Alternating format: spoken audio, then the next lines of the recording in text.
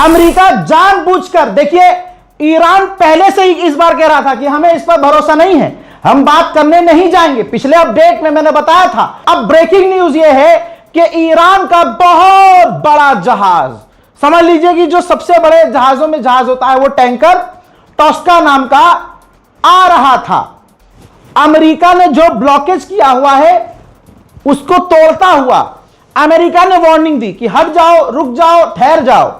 Iran काहे कि सुनने वाला भाई साहब, ईरान ने तो पहले कहा इलीगल है भाई ये, और सारा मामला इसी पे टिका हुआ है। बहरहाल ईरान के टैंकर ने अमेरिका की वार्निंग को इग्नोर किया।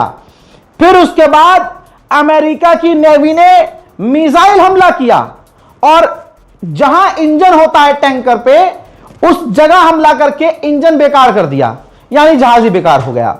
अब जब वो जहाज रुक गया तो अमेरिका की नेवी वहां गई और उसने तमाम उन टैंकर में मौजूद ईरानियन जो क्रू मेंबर था उनको गिरफ्तार कर लिया। फिर डोनाल्ड ट्रंप ने ये ट्वीट करके खुद जानकारी दी कि हमने ऐसा ऐसा किया है। आप समझ रहे, ये नाक की जंग हो गई है, नाक की जंग बढ़ाने की हरकत खुद डोनाल्ड ट्रंप यानी अमेरिका कर रहा है। सब कह रहे हैं, अरब, सऊदी अरब ने भी इस मामले में कहा है कि ये जो स्ट्रेट ऑफ हॉर्मुज में बैरिकेडिंग खुद की है अमेरिका ने, जो ब्लॉकेज किया है, ये गलत है। लेकिन ट्रंप ने कहा कि भैया हमने हमला कर दिया है। अब मुझे बताओ कि डील कैसे होगी, अब मुझे बताओ कौन डील नहीं चाहता है। जबरदस्ती की ये जंग है। अभी भी कह रहा हूं, नेतन्याहू पीछे से चाबी भर रहा है डोनाल्ड ट्रंप में। कहा जा रहा है कि अमेरिका की डेलीगेशन पाकिस्तान रवाना हो गई। पाकिस्तान कह रहा है ईरान से भैया प्लीज बात कर लो। ईरान कह रहा है कि इसने बैरिकेडिंग की हुई है, इसलिए हमने दोबारा से स्ट्रेट ऑफ हॉर्मुज को बंद कर दिया है। ईरान ने भले ही ड्रोन हमले स्ट्रेट ऑफ हॉर्मुज में जहाजों पर किए, लेकिन किसी जहाज को सीज नहीं किया, किसी जहाज के क्रू मेंबर को गिरफ्तार नहीं किया, किडनैप नहीं किया। अमेरिका वो सब कर रहा है अपने ब्लॉकेज पर। तो भाई अब ये तो मामला बढ़ गया। जैसे हम लोगों को इंतजार था कि अब शांति आएगी, थोड़ा डील हो जाएगी, बातचीत होगी, हम लोग घर चले जाएंगे, आप लोग सुकून से होंगे, दुनिया से ये वर्ल्ड वॉर 3 की जो शुरुआत हुई है ऐसा अमेरिका ने बेकार कर दिया। अमेरिका ने ईरान, अब देखिए चीजें यहां से बिगड़ने वाली हैं। अब बताओ, स्ट्रेट ऑफ हॉर्मुज में तनाव तो आएगा ही। अब फ्रांस का एक टैंकर आ रहा था, ईरान ने उस पर फायरिंग कर दी। अब ये मतलब मेरी नजर में ये सॉर्ट आउट हो ही नहीं सकता।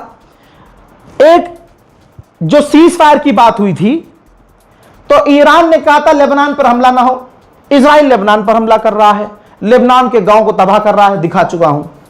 ईरान ने कहा था यूरेनियम नहीं देंगे, अमेरिका कह रहा है, बल्कि डोनाल्ड ट्रंप ने 2 घंटे पहले यह बयान दिया और मैं पिछले अपडेट में बता चुका हूं कि अमेरिका के राष्ट्रपति ने कहा, ट्रंप ने कहा कि हम ईरान को मिटा देंगे अगर ईरान नहीं मानेगा तो। फिर से वही बात, जब डील चाहते हो आप तो आपको अपनी जबान को कंट्रोल करना पड़ता है ताकि बीच का रास्ता निकल जाए। लेकिन ट्रंप अपनी जबान पर कंट्रोल कर ले। भाई 3-3, 4-4 साल की लड़कियों का खून पिया है उसने भाई, मार के एप्स्टीन आइलैंड पर। पहले गलत काम किया है, फिर खून पिया है, तो भाई वो सारा अंदर से हैवान निकल रहा है उसका। अब देखिए ईरानियन ऑफिशियल ने क्या कह दिया है कि धोखा हो सकता है, हमें दिख रहा है कि सीज फायर कंटिन्यू होने से पहले सरप्राइज हमला, धोखे से हमला अमेरिका इजराइल हम पर कर सकते हैं, लिहाजा हम पूरी तैयारी में हैं। सबसे बड़ा अपडेट है दोस्तों, शेयर कर दीजिएगा।